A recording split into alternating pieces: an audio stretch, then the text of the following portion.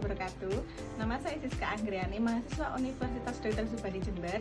Di sini saya akan mempraktekkan SP1 pada pasien resiko bunuh diri, mulai dari fase orientasi hingga fase terminasi dengan salah satu pasien saya. Selamat menyaksikan.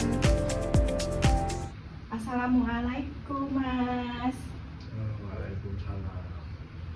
Perkenalkan, nama saya Siska Anggriani. Saya perawat yang jaga pagi ini. Saya berdinas pagi mulai jam 7 hingga jam 1 siang nanti. Gitu nggih. Kalau boleh tahu, Mas namanya siapa? Pak Selamat. Pak Selamat. Iya. Biasanya paling senang dipanggil siapa? Ya itu Selamat itu. Oh nggih, Mas Selamat. Ya. Bagaimana kabarnya Mas Selamat hari ini? Baik Bu. Baik. Iya. Tidurnya tadi malam gimana? Iya agak susah Bu. Enggak susah. Baik, gimana kalau hari ini kita berbincang-bincang tentang perasaan yang dirasakan Mas Slamet? Iya monggo. Nggih, kan so nggih. Iya, Mas Slamet mau berbincang-bincang di sini atau gimana? di sini. Di sini saja. Mau berapa lama? Gimana kalau 15 menit? Iya. Ya, nggih, terima. Apa sih yang menyebabkan Mas Slamet tadi bilangnya nggak bisa tidur? Kenapa kok nggak bisa tidur? Ini Bu. Dulu mau menikah sekitar 1 bulan kemarin, tapi sama calon istri tinggal. Oh, ditinggal. Iya. Nggih. Terus kenapa kok Mas Slamet merasa sangat terpuruk? Ya gimana ya Bu, pikiran putus asa udah. Oh, sudah putus Iya. asa. Nggih. Lalu Mas Slamet sekarang tinggal sama siapa? Sama bapak. Masih ada. Beberapa bulan lalu meninggal. Nah di sana pikiran saya tambah wis putus asa sudah wis. Nggih. Terus karena Mas Slamet merasa putus asa, apa Mas Slamet pernah berinisiatif atau mencoba untuk bunuh diri? Iya benar. Pernah. Dengan cara apa? Bagaimana caranya Mas Slamet?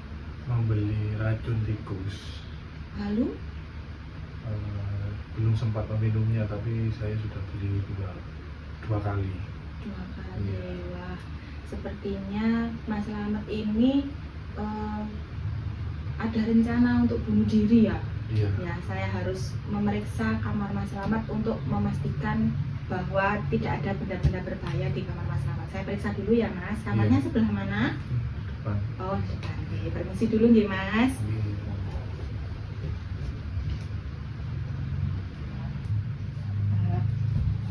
Baik Mas Slamet, saya sudah memeriksa seluruh kamar Mas Slamet. Mas Slamet tahu nggak benda-benda yang berbahaya yang bisa melukai diri apa saja? Pisau. Oke, pisau. Lalu Kaca. kaca, Terus gunting. gunting, nggih, apalagi Celurit. celurit. Iya. Nggih. Kira-kira di kamar Mas Slamet ada nggak salah satu benda itu? Ada Pak. Ada. Iya. Kalau bisa benda itu dijauhkan ya, jangan sampai digunakan untuk melukai diri Mas Slamet. Nggih. Iya. Iya. Lalu Mas Slamet punya kemampuan diri yang positif, misalnya hobi, Iya. punya hobinya Mas Slamet yang bisa untuk meningkatkan rasa bahagia Mas Slamet dan bisa untuk menghibur Mas Slamet lah istilahnya gitu. Apa kira-kira? Memancing. Memancing, apalagi Bersepeda. bersepeda. Wah, hebat Mas Slamet. Mas Slamet berarti termasuk orang yang sabar sebenarnya, sudah bisa mempunyai hobi untuk memancing. Itu nggih.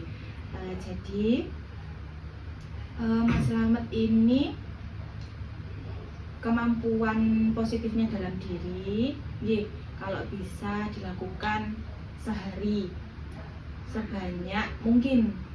Jika keinginan Mas Slamet dalam hati ada keinginan rasa untuk mengakhiri hidup, nggih, jadi Mas Slamet coba selimurkan dengan kemampuan Mas Slamet yang positif itu. Kalau mungkin hari ini bisa memancing, jadi buat memancing. Kalau memungkinkan untuk bersepeda, jadi buat bersepeda gitu nih. Mas Slamet mau untuk melakukan aktivitas ini sehari berapa kali? Gimana kalau 5 kali dalam sehari? Ya. Ya, oke, siap. Terima kasih Mas. Kalau gitu, bagaimana kalau kita coba buat jadwal latihan untuk Mas yang bisa dilakukan Mas Slamet sehari-hari? Kita buat jadwal dulu. Untuk pagi, Mas Slamet maunya apa? Memancing aja ya? Oh, bersepeda, pagi bersepeda.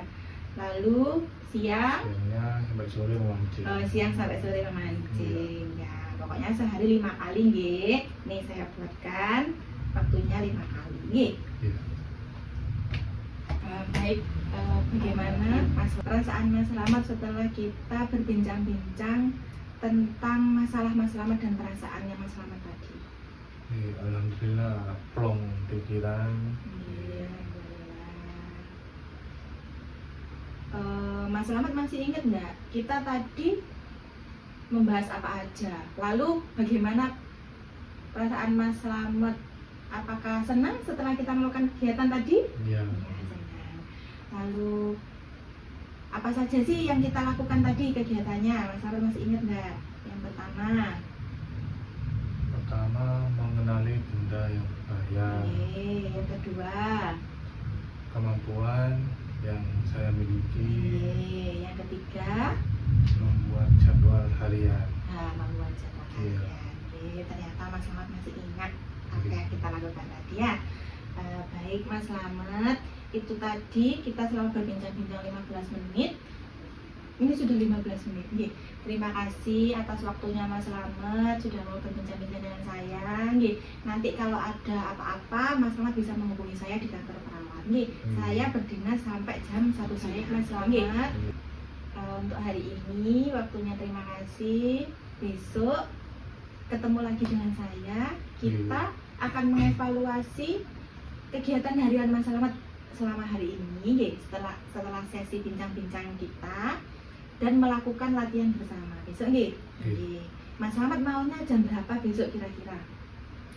Jam 7 pagi. Jam 7 pagi nggih, siap. Maunya di mana?